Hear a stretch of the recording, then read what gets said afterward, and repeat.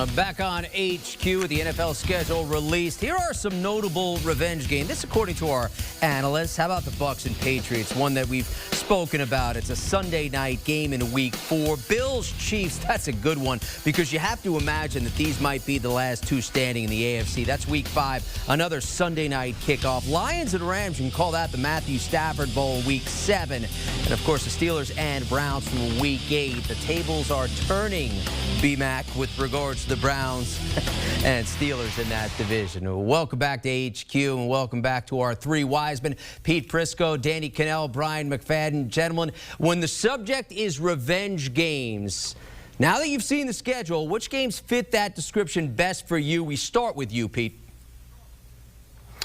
Well, I'm going to go to that Bills-Chiefs game, and here's why. I think the Bills were awful when they lost to them in the playoffs. I mean, they were just dreadful that day. Josh Allen looked lost. Didn't look like the same guy who was in the MVP conversation. But more than that, they couldn't pressure the quarterback, which is why they used their first 2 draft picks this year on defensive ends in an attempt to try and pressure the quarterback. To beat the Chiefs, you have to knock Patrick Mahomes down. Everybody saw it in the Super Bowl. If you hit him and prevent him from hitting the big plays, you're going to beat him. So I think the Buffalo pass rush needs to be better. I think it will be better. And Josh Allen can't play the way he did the last time. So I think revenge, at least somewhat, because it's a regular season game, could be in play here for the Bills.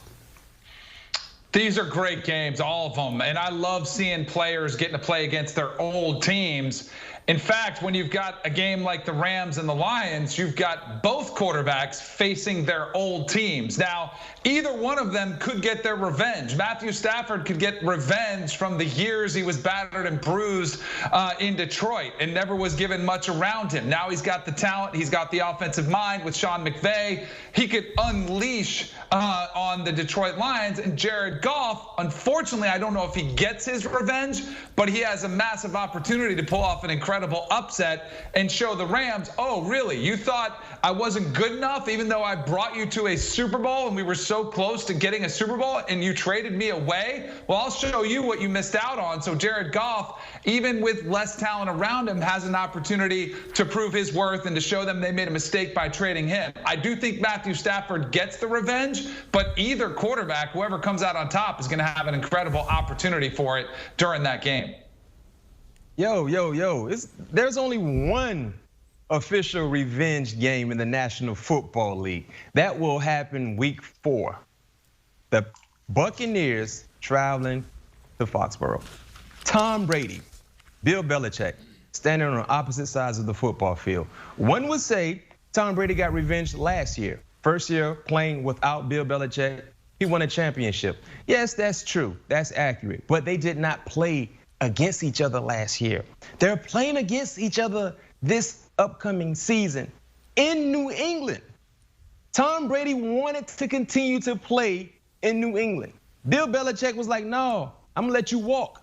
Tom Brady walked right to a boat in Tampa and threw the Lombardi across water after winning the championship against the Kansas City Chiefs. So he won the first round, but you better believe he wants to win round 2.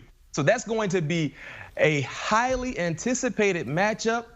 I guess the biggest question I have, will they talk to each other before the ball game? Will they dap each other up? Will they give each other a hug? Will they talk at the end of the ball game? I can't wait to see the interaction or the lack thereof leading into the ball game and, of course, after the ball game. So that's the revenge game I can't wait to see. Yeah, that's a good one. That's a good one. There's revenge, and then there's rivalry. And Danny, I heard you and Pete going at it before we went on the air with regards to that subject. Rivalry matchups you're most looking forward to. Now that we know the dates, which jump out at you? And Danny, let's start with you. So I'm going to go not as a revenge game, but as a rivalry game. The most anticipated regular season NFL game of all time is the game that B-Mac is just talking about. You've got the greatest coach of all time in Bill Belichick. You've got the greatest quarterback of all time in Tom Brady, who were together for this super duo for 20 years. And then they had an ugly divorce, and it was not pretty, and they don't like each other. And then you have a debate of, Well, who meant more to the dynasty of the Patriots? Was it Belichick, the coach, or Brady, the quarterback? And trust me, they both care about it. And BMAC is right. We didn't get to see this matchup last year, but we get to see it this year. This is the game everyone will circle and say, what happens? For all the reasons BMAC said, do they shake hands? Can you imagine the press conferences before the game leading up to it? Belichick, like, just talk about the game. Like, what? He's not going to want to talk at all about it. And then Brady's been unleashed. He's a free man now, so he's going to have some social media game coming into that game. And I guarantee you has something dialed up if they win the game. And don't forget who else is going back to Foxborough? Gronk, who would love to get some revenge too. And Belichick, who had a very uncharacteristic offseason, just spending left and right. Why do you think he did that? It was to one-up Tom Brady. He wants to show that he's the GOAT. This is the best game of the year. It's the best rivalry going. This game, I cannot wait to see it unfold. Danny, how are you moving your hands if you got handcuffs on since you're a prisoner of the moment? I mean, my gosh, Danny. One of the It's not till week 4. It's like 140 days away. I'm not prisoner of the moment. Wait. The biggest build-up for a regular season game ever? Did you just say that? Tell me a better one. Tell me a better one.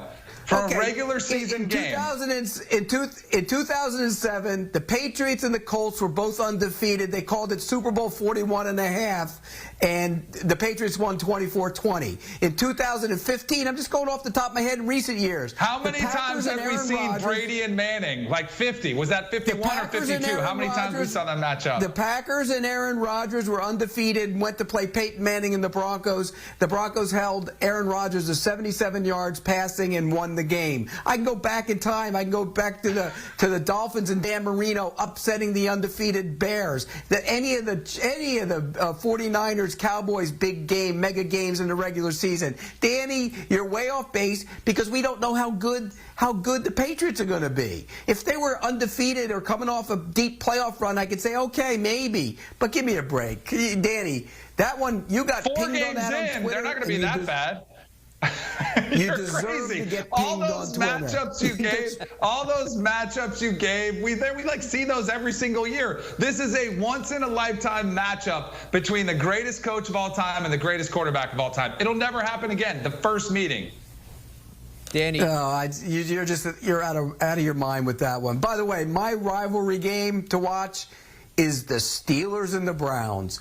Dare I say it's a rivalry? Think about the history over the years. In the last 5 games, the Browns have won 3 of them. They won in the playoffs at Heinz Field, the first time they won there since 2003. They played twice this season.